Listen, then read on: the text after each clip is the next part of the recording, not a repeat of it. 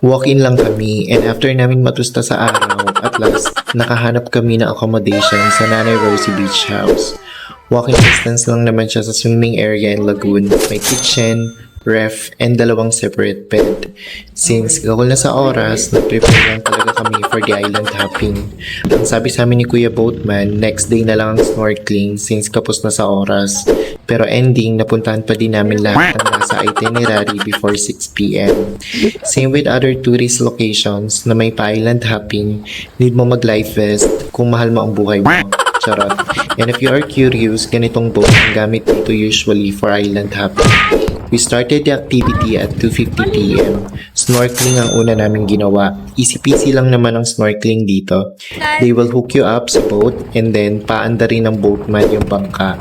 Parang pang-ararong pero sa dagat. In short, no need to swim. May mga turtles dito, so make sure to bring your action camera if you have one. Unfortunately, di namin nagamit yung amin. Our next destination is almost 30 minutes away from Masasa.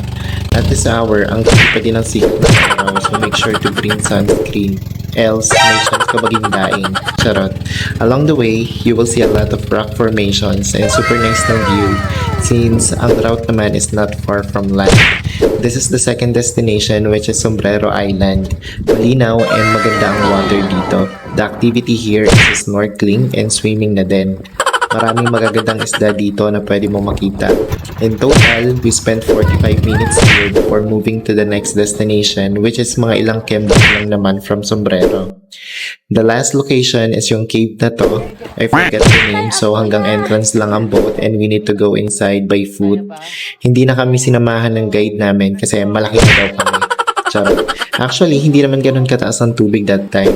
Also, maliit lang yung cave, but it's nice to take some photos there. We spent 40 minutes here before heading back sa homestay. Since maaga pa naman, we decided to swim muna to maximize the remaining time dahil bukas, back to reality naman kami. Super nice and clear ng water dito sa swimming area, so don't miss it. That's it. We went back to homestay afterward, then do what we need to do before calling it a day. The next day. So, the following day, gumising kami at 5 a.m. to catch the sunrise before going back sa accommodation to prepare for breakfast and for pauwi na din since overnight lang naman kami. Hindi na namin inabala si Kim kasi trono niya ang kitchen. Baka mabukit pa kami pag pumangit lasa ng luto niya. Charot. Imbis na sa accommodation kami mag-breakfast, we decided to eat na lang with an island dog sa beachfront for the view. Afterwards, bumalik din agad para makapag-check up na din na maaga. Kung paano yung papunta, gano'n lang din ginawa namin pag-uwi. But before that, we have a task. O, diba? This is for the garbage bond I mentioned in part 1. You will pay 100 pesos in advance and makiklean lang yon if you will return the bag with hindi nabubulok na mga basura.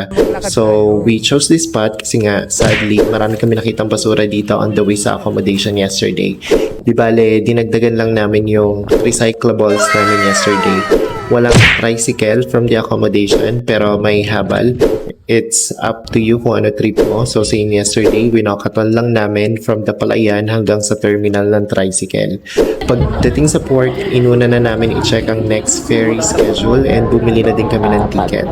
The price is the same, 162 pesos per head. If, for example, student ka, you can avail a discount naman. You can return the garbage bag here. Nakailang minuto kami kakakatok dyan kasi walang nagre-restart. Yun pala si Ating, sa likod lang namin nakaupo. Napatrip to Jerusalem pa kami. Need lang ng receipt and pumirma para maklaim ang papremyo. Charot. Tip lang, sa pupunta ng weekend, consider the number of tourists. Sobrang dami namin nakasalubong na kararating lang even sa Anilao Port. Almost 40 minutes din kami nag-antay for boarding. Though okay lang naman and also wala naman kaming choice, need namin umuwi. Super bait naman yung mga nag-a-update sa amin. Next namin sinakyanan is jeep going to Batangas Grand Terminal. Super tagal namin naghintay dito kasi need mapuno ang jeep. Though ending, hindi nangyari. So, nag-pick up na lang si Kuya along the way. So, ang next na sasakyan going back to Manila is bus naman. If taga-ibang province ka, just check the other options like those bound for Laguna or Cavite. Ang sinakyanan namin is Jam bound for Cubao via C5. Yung fare is just the same. So, that's all for our Masasa trip DIY tutorial. Till our next gala!